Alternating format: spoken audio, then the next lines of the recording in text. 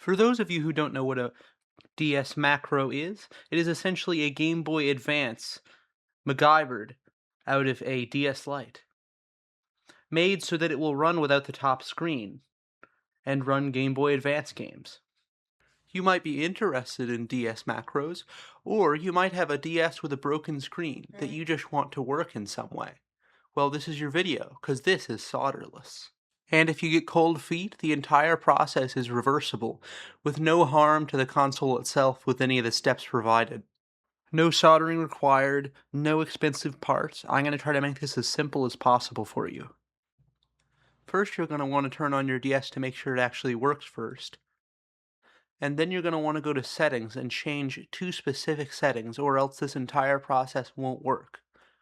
If you do forget though, it won't wreck the console, you'll just have to put it back together and try again.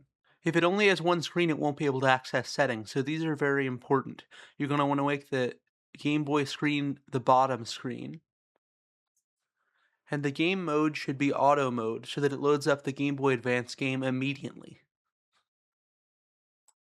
Now that the settings are done, you're going to need your console, a Phillips head screwdriver, a Y-wing screwdriver, and perhaps a piece of paper to write down little areas so you can put down the screws without losing them. Also, before you start, make sure to remove the dust protector so that it doesn't snag the motherboard. Now, start by removing the rubber pads right behind the left and right bumper, setting them aside for the time being. With the Phillips screwdriver, unscrew the battery flap and remove the battery. Unscrew here, here, here, and here. At this point, you're going to want to change screwdrivers from the Phillips to the Y-wing, turning the DS 180 degrees and unscrewing the screw right here, and then turning it back around and unscrewing this corner screw here, followed by this one and this one. Now if all the screws are out, work your way around the outer edge, prying up the outer shell. At this point, just be careful with the volume and power slider and the back shoulder buttons because they do like to pop out. Now carefully remove both shoulder buttons and make sure not to lose either the springs or the metal pieces. Now get the Phillips screwdriver back out and unscrew this screw here on the motherboard. This is the Wi-Fi board. You can just leave that on, but do be careful because it does cause the boot to fail if it's not installed. However, you're going to want to remove the black and white cable, the mic and Wi-Fi antenna, carefully pulling it out from underneath the cartridge slot, and flipping it so you can see this cable here, before lifting up the little black tab on the place where it's seated and pulling it out. You're also going to use the Phillips on these two screws here to fully remove the top screen from the body. Congratulations!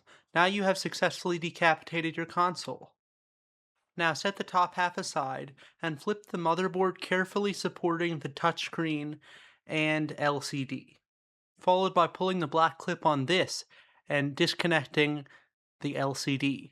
But do not disconnect the touchscreen connector because it's annoying to put back in. Don't touch the gray one, only touch the orange one. Now you may flip the screen over carefully. Now you're going to want some electrical tape and the tiniest piece of tin foil. See this? This is going to be a very important image for you. This is how your board will look. You'll want to connect these two, which shall be called A and B. LED-A and LED-C with tinfoil, because you know what? Tinfoil is conductive. That will bypass the boot that would allow it to boot without a second screen. If you neglected to put the settings at the start of the video, this will be your oh shit moment, because you're going to have to take it all apart, put in the settings, and put it back together again. If you did pay attention, it's time to rescrew everything. Make sure to reconnect the bottom LCD, and then lower it in. To put the shoulder buttons back in, I would recommend a Lego grass piece. After carefully putting the spring in the shoulder button and the metal bar through it. Now set it into the body of the board,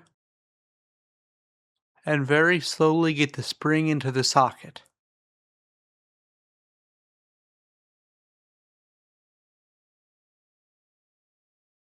Now be careful with the bottom, make sure that the sliders are aligned to the same as the board. Once you have all the screws back in, put in the battery, close everything up, and now it will run. If the settings were correct anyway. It is important to note that it will only start with a Game Boy Advance game red in the socket. And the external speaker is in the top screen, so you'll only be able to use the audio jack for audio. But it's a really great portable thing now. All it took was to behead it. And if you're not satisfied,